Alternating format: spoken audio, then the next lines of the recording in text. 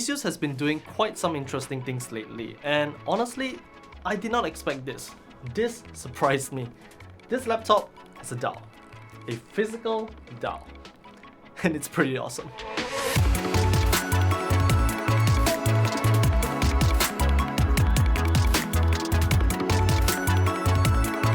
So let's just get right into it.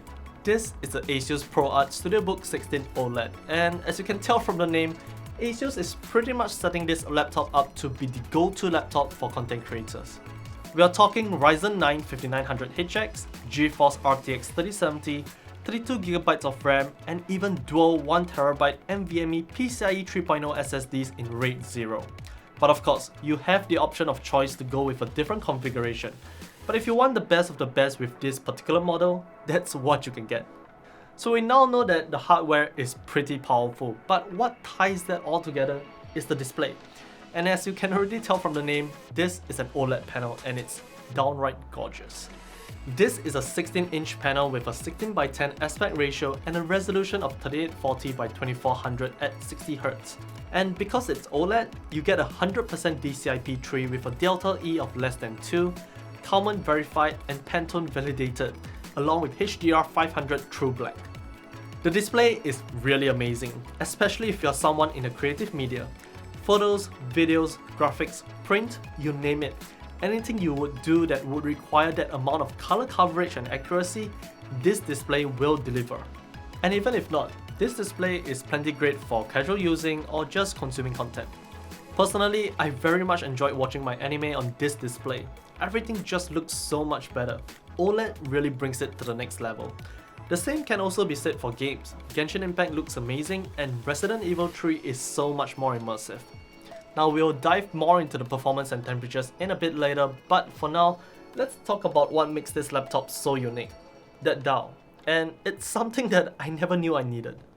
At first, you might be concerned with the position of the dial because it is located right where your hand would usually rest, especially if you're gaming. But thankfully, I can say that it's not an issue.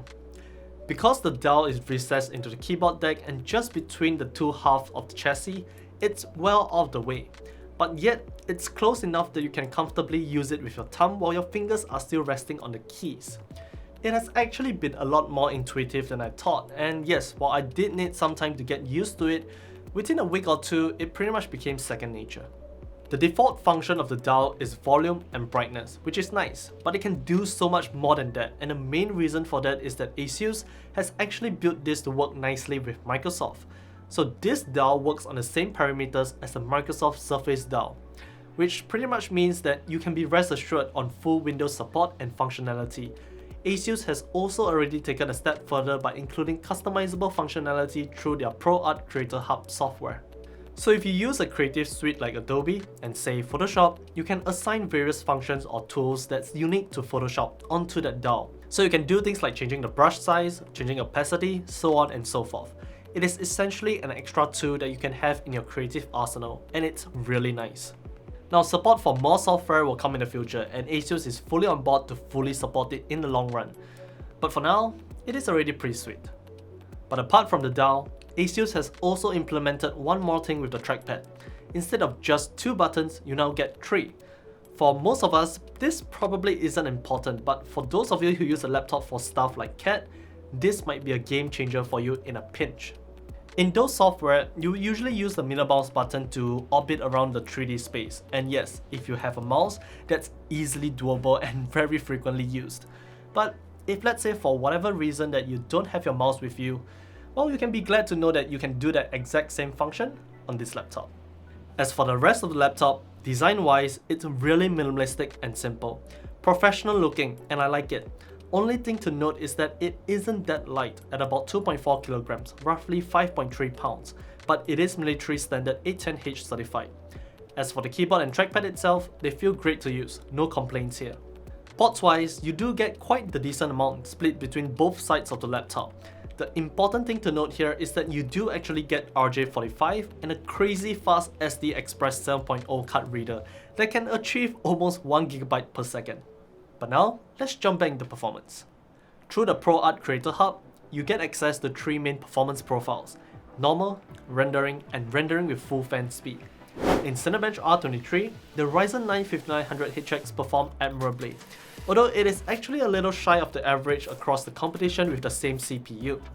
Rendering with full fan speed surely gave the best performance, but we would say that the trade-off in noise is not worth it at all. Just the standard rendering profile is ideal.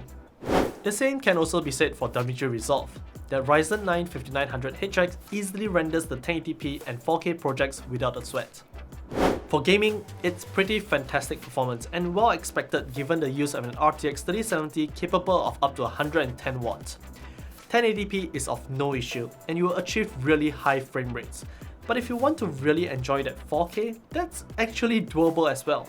Resident Evil 3 for instance can still achieve 60 frames per second at 4K on ultra settings no less. All in all, solid performance.